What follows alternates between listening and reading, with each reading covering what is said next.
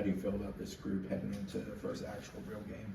Well, today is first time all preseason where we've had all 22 of our players. So felt really good this morning in our video room to have our team. Right, obviously, Jody and Joe just getting back. Right, we're not so sure what they'll give us this weekend, but it's nice to have everybody back. I think our game at UCF the other day was an unbelievable teaching day.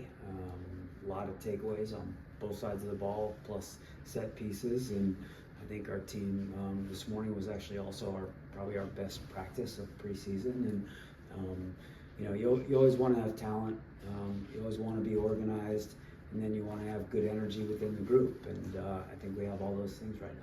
Following up on that, just how beneficial was it to go down to Orlando, have that play against a different team tactically, and get some girls who don't always get that starting 11 experience starting? Yeah, I mean, priceless. And honestly, I didn't really appreciate how beneficial it was going to be until it happened, and then even afterwards, because we wound up with a couple of kids that had some nicks. We wanted to protect them.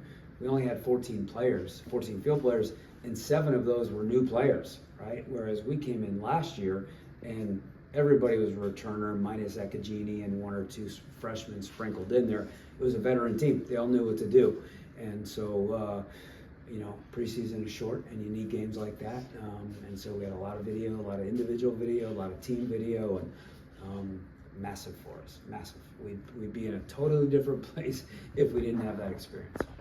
You mentioned the youth, you know, the younger players coming in this year. You know, there was, you know, a larger amount than last season. You know, I guess how did those younger players, you know, do when, you know, facing a live action scenario like the scrimmage? Yeah, it was good. So we have technically 9, right? And 4 of those are transfers, right? So 2 of those are grad transfers. And the grad transfers, we got a goal from each of them and an assist from Farkas essentially had a goal and an assist. Leah Pace had a goal. And then Taylor and Claire both did well. But then for the 3 freshmen that were playing their first college game, that kind of just getting that experience is massive, right? You gotta take away the bright-eyed, you know, the big lights and the pace of the game and the urgency, and every moment matters, right? And it's hot and you're sweating and you have all these things that can cloud your brain. So much goes into it. You got to get organized on a set piece. You got to get organized when we're in possession. Oh wait, but I'm tired. Oh wait, I just gave the ball away. Oh wait, this is hard. Well, none of that matters because the next moment matters. And so having to kind of get through all of that, like I said, is priceless. And especially as we go into this weekend, right, at A&M, it's one of the toughest environments, I think, as I said, you know, last week in college soccer.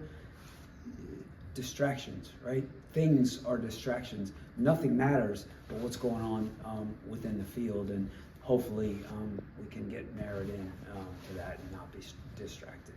You mentioned the scrimmage was a big learning moment for you guys as well. You know, going into the environment like you mentioned at A&M and you know eventually TCU. Yeah. You know, where did you felt like you learned at UCF that you can use for the coming weekend? I think probably the 2 biggest takeaways are organization on our set pieces. Okay. Again, go back to last year, right? We had Jenna Niswanger who was taking all of our set pieces, right? So we got to find people to take them now. And the kids who did a great job, right? Taylor Huff hit a couple good balls in, Maria Alagoa, Ron Ey, but more so on the defending end, right? Being in the right spots. We gave up a goal on a corner kick, right? Because we were in okay positions, but we didn't attack the ball the way we need to attack the ball. So set pieces, very big. And then also how we want to defend in midfield and how we want to kind of press. Right, you need your team, and we went through this a little bit last year in terms of how Florida State has pressed in the past and how we wanted to press last year. We had to tweak some things a little bit, and we went through that same tweaking process in the game last week and then coming out of the game, all so that the players, and I think I said this last week, can be comfortable, right? No, the more players, and this is so true in all of sports, the more you know your role. Now you're doing your role, and you're just playing, and you're able to play fast, right? And you can be decisive, right? And max out your capabilities. And especially Leilani Nesbitt didn't play, and she's been kind of our sixth, kind of our quarterback back in there. We didn't have that quarterback, and so now we're asking someone else to be that quarterback in that role. So to have to deal with that, for all those reasons, value. Tactically, what sort of challenges do the Aggies represent? I know you haven't seen TCU as much, but I guess the Frogs as well. Yeah, you know, first games are always tough because you typically don't have preseason video, right? They played a couple preseason games, but we weren't able to get video on that because of kind of a no scout share situation. So we looked at video from last year. They have some veteran attacking players, athletic, good on the ball, a couple good goal scorers. Playing at Texas A&M it's usually kind of a mojo-ish place, for lack of better words. Good crowd. They like to play with energy.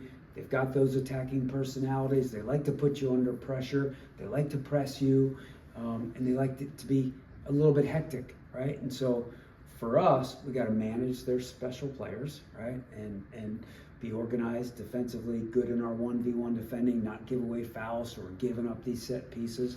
We got to be in control, right? And so whether it's those individual defending moments or whether it's when we have the ball, can we keep the ball? Can we score goals, right? Can we do some things that take away or minimize or limit some of that mojo that gets them going? Anything else? Thank you, Brian.